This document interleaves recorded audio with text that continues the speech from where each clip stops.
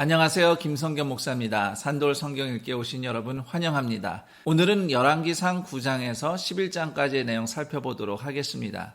열왕기상 9장은 성전과 왕궁 건축을 다 마친 솔로몬에게 하나님께서 나타나셔서 축복의 말씀을 주신 일과 함께 시작이 됩니다. 그런데 3절 이하에 기록된 하나님의 말씀을 보면 앞서 3장에서 하나님께서 솔로몬에게 말씀을 주셨을 때와는 분위기가 좀 달라요. 좀 더 엄중합니다. 3장에서는 하나님께서 솔로몬을 기특하게 여기시며 축복하시는 그런 따뜻한 분위기가 더 많이 느껴진다면 9장에서는 솔로몬을 향한 축복과 동시에 불순종할 경우 만나게 될 재앙에 대한 엄중한 경고도 함께 주어져 있습니다. 사실 하나님과 이스라엘 백성 사이의 언약의 말씀에는 늘 축복과 저주가 함께 있습니다. 그래서 앞서 3장에서 하나님이 주신 약속보다는 축복과 저주를 함께 전하고 있는 9장 말씀이 보다 공식적인 솔로몬과 하나님 사이의 언약이라고 볼 수도 있어요.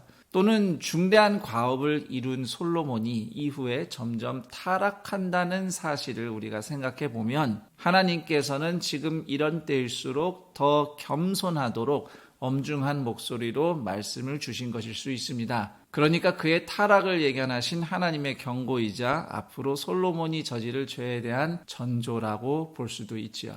이후 10절에서 14절 보시면 두로 왕은 솔로몬이 지불한 건축 비용에 대해 불만을 표시했다는 내용이 있어요. 그러니까 좋았던 관계에 이제 문제가 생기기 시작한 거죠.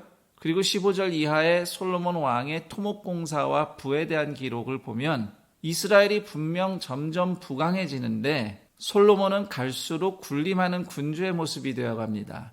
예를 들어서 15절에 하솔, 무깃도, 게셀 등 군사적 요충지를 건축해 나가고 19절에 병거성과 마병의 성, 그러니까 군사 기지를 건축하는 모습들, 또 21절에 이방인 노예를 역군으로 부리는 모습 등이 그러하다고 하겠습니다.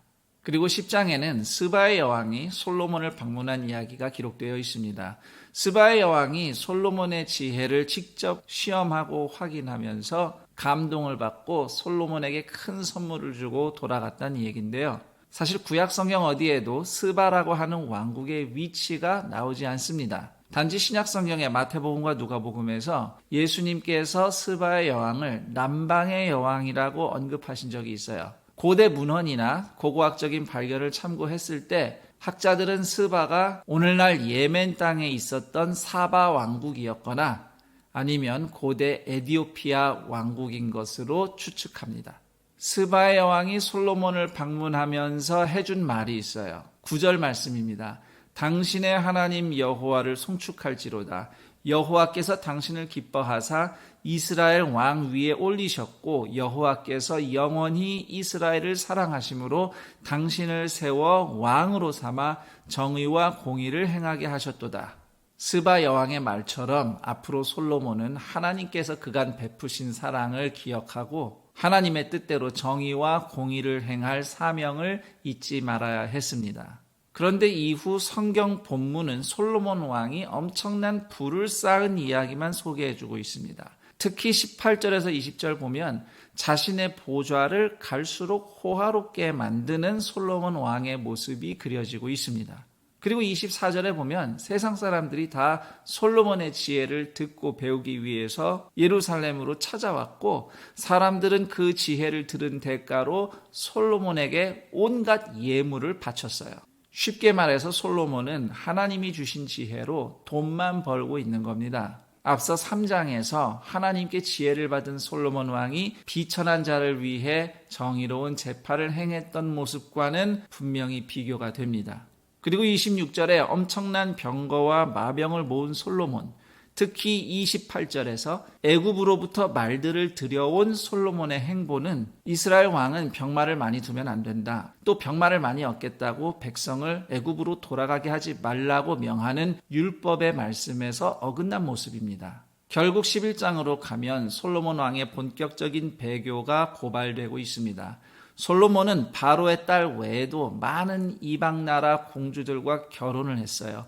후궁이 700명이고 첩이 300명이라는데 정말 음란한 삶을 산 겁니다. 육체적인 음란함뿐만이 아닙니다. 그 여인들을 통해서 우상 숭배를 수입하는 영적 음란함도 저지릅니다. 4절과 6절은 솔로몬 왕이 다윗처럼 살지 않았다, 다윗처럼 하나님을 온전히 따르지 않았다 평가하고 있어요. 이후 이스라엘의 왕들을 평가할 때 선한 모범의 기준으로는 늘 다윗이 언급됩니다. 결국 11절 이하를 보면 하나님은 솔로몬 이후 이스라엘이 분열되고 나라 중 일부가 다른 사람의 손에 넘어갈 것이라고 예언하셔요. 대신 다윗 왕과 예루살렘을 생각해서 하나님은 한 지파, 즉 유다 지파만큼은 솔로몬 가문이 통치하도록 허락하십니다. 더불어 하나님은 에돔과 수리아를 솔로몬의 대적으로 일으키십니다. 무엇보다 하나님은 솔로몬의 신하 느밧의 아들 여로보암을 장차 분열될 이스라엘 중 북쪽 왕국을 다스릴 자로 선택하셨어요. 29절 이하를 보면 선지자 아히야가 여로보암을 만난 이야기가 기록되어 있습니다. 이를 알게 된 솔로몬은 여로보암을 죽이려 하고 여로보암은 솔로몬 왕이 죽을 때까지 애굽에 망명합니다. 마침내 40년간 이스라엘을 다스린 솔로몬은 성전도 건축하고 이스라엘의 황금기를 불러왔지만 타락한 노년으로 인생을 마감하게 됩니다. 그리고 그의 아들 르호보암이 뒤이어 이스라엘의 왕이 됩니다. 여기까지 열왕기상 9장에서 11장까지의 내용 살펴봤습니다. 그럼 전 여기서 인사드리고 내일 그 다음 내용과 함께 여러분 다시 찾아뵙겠습니다. 감사합니다.